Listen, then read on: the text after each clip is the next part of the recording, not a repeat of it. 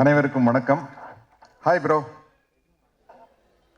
நானும் ஆர்ஜே பாலாஜி ஒருத்தர் ப்ரோன்னு தான் கூப்பிட்டுருக்கோம். ஏன்னா அப்போத்தான் நம்ம யூத்தோட மிங்கிள் ஆக முடியும். முதல்ல கொஞ்சம் யோசிச்சாரு, நான் ஹாய் ப்ரோ அப்படின்னு அவர் என்ன திருப்பி கூப்பிட ஆரம்பிச்சிட்டாரு. அந்த மாதிரி ஒரு யூத்தான டீம்.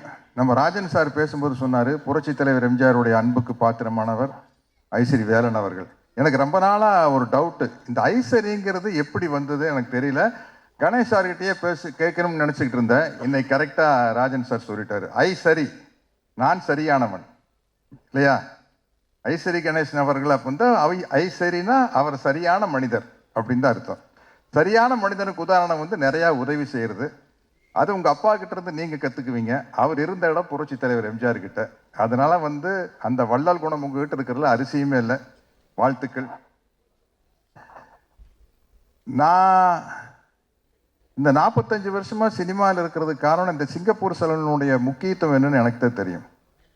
சிகை அலங்காரம் இதை வச்சுட்டு தான் 45 வருஷமா வண்டி ஓட்டிட்டு இருக்கிறேன். ஏன்னா ஒரு ஹேர் ஸ்டைல் அப்படிங்கிறது வந்து வாழ்க்கையில் அவ்வளோ முக்கியமான ஒரு விஷயம். ஒரு விக்கு எவ்வளோ வேலை செய்யுது அப்படின்னு வந்து எனக்கு தான் தெரியும்.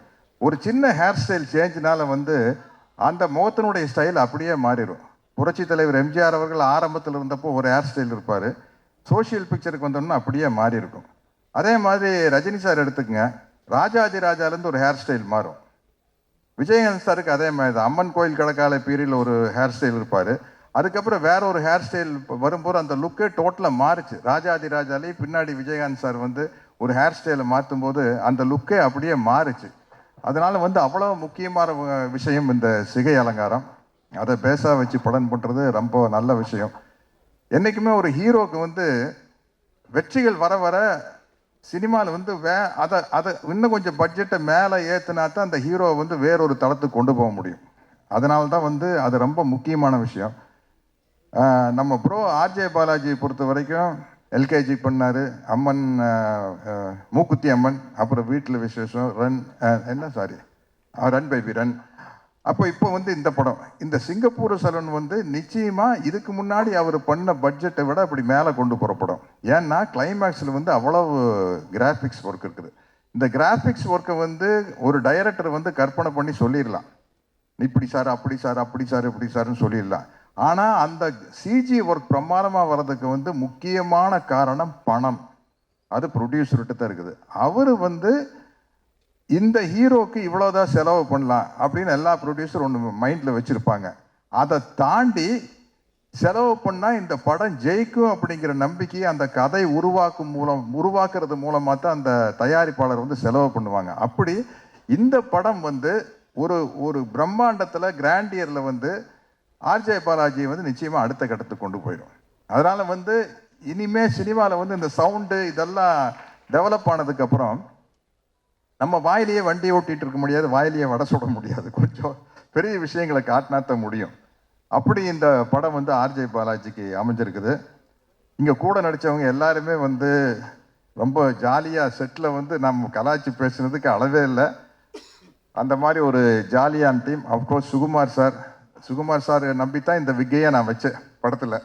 டைரக்டரி சுகுமார் சாரையும் வச்சு, சார் இது தெரியுமில்ல சார், தெரியாமல் பார்த்துங்க சார் விக்கு மாதிரி. ஏன்னா இப்படி ஒரு விக்கு செய்கிறது ஈஸி. இந்த படத்தில் பாருங்கள், நடுவில் வந்து டென்சிட்டி ரொம்ப கம்மியாக இருக்கும்.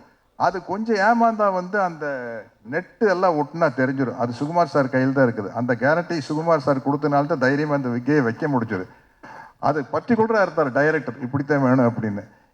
நான் இதுக்கு முன்னாடி நிறையா கவுண்டமணி அண்ணன் கூட, தம்பி வெடுவேலி கூட, நம்ம தலைவர் மணிவண்ணன் கூட எல்லாம் சேர்ந்து காமெடி பண்ணியிருக்கேன்.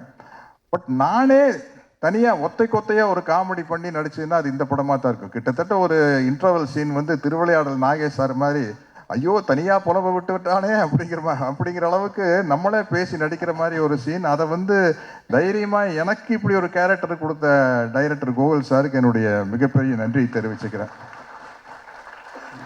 ஏன்னா எல்லா விஷயமே வந்து டைரக்டர்கிட்ட இருந்து அப்ரூவல் வந்தால் தான் முடியும்.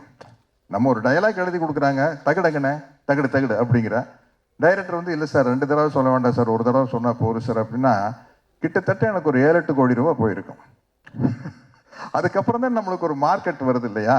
அந்த ஒரு சின்ன விஷயம் டைரக்டர்கிட்ட இருந்து ஒரு சின்ன அப்ரூவல் கிடைப்பதன் மூலமாக தான் ஒரு நடிகர் வந்து எங்கேயோ போக முடியும்.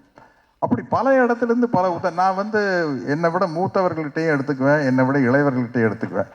உண்மையிலேயே நான் கதாநாயகனா நடிச்சிட்டு இருந்தப்ப என்ன கெஸ்ட் ரோல் கேட்கல வந்து நான் ரொம்ப யோசிப்பேன். கஷ்டப்பட்டு ஹீரோ ஆயிருக்கிறோம், வில்லனா நடிச்சு இப்போ போய் கெஸ்ட் ரோல் பண்ணோம், ஒரு கேரக்டர் பண்ணோம் அப்படின்னா வந்து அந்த ஹீரோ இடத்தை தக்க வைக்காம விட்டுருவோம் அப்படின்னு ஒரு பயம் இருந்தது. இப்போ கேரக்டர் ரோல் நடிக்கலையும் கூட ஒரு கெஸ்ட் ரோலுக்கு வர்றதுனா வந்து ரொம்ப யோசிப்பேன். அதுக்கு எனக்கு ஒரு தைரியத்தை உதாரணமாக எனக்கு ஒரு தைரியத்தை கொண்டு வந்து கொடுத்தது வந்து விஜய் சேதுபதி தான். அவருக்கு அந்த மக்கள் செல்வன் அப்படிங்கிற பொருத்தம் ரொம்ப ரொம்ப பொருத்தம். அவர் வந்து அந்த அளவுக்கு வந்து எவ்வளவு பேர் ரசிகர்கள் வந்தாலும் சளைக்காம அவங்களோட போட்டோ எடுத்து முத்தம் கொடுத்து அதைத்தான ரசிகர்கள் நம்ம கிட்ட எதிர்பார்க்குறாங்க இல்லைங்களா? நமக்கு வந்து அவங்க பணம் கொடுத்து டிக்கெட் வாங்கி கிட்டத்தட்ட சொல்ல போனால் நம்மளுக்கு சோறு போடுறவங்க ரசிகர்கள் தான்.